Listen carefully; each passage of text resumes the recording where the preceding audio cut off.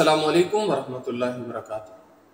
سعودی عرب کے شہر بریدہ میں ایک خاتون نے مرنے سے قبل اپنے بھائی کو بلایا اور اپنے زیورات اسے دیتے ہوئے کہا کہ ان زیورات کو میرے مر جانے کے بعد بیچ دینا اور اس سے ایک دکان خرید لینا۔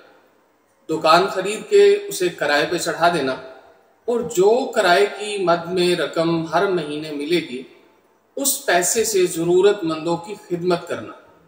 بھائی نے بہن کے مر جانے کے بعد بہن کی وصیت پہ عمل کیا، زیورات کو بیچا اور ان 12 ریال سے ایک دکان خریدی۔ دکان خریدنے کے بعد اسے کرائے پہ دے دیا اور کرائے سے حاصل ہونے والی ہر مہینے رقم سے ضرورت مندوں کو ضرورت کی اشیاء خرید کے دی جاتی۔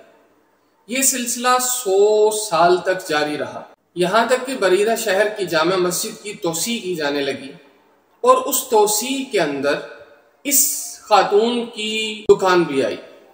دکان کو 5 لاکھ سعودی ریال میں خرید لیا گیا اور اس صاحب خیر شخص نے، امانت دار شخص نے ان پیسوں سے ایک ساتھ میں اور جگہ خریدی، 4 دکانیں بنائیں اور فلیٹس بنا دیے اور ان سے ماہانہ ایک اچھی خاصی آمدن شروع ہو گئی اور وہ آمدن 150 سال سے الحمدللہ مستحقین تک پہنچائی جاتی ہے اور ان کی ضرورتوں کو پورا کیا جاتا ہے۔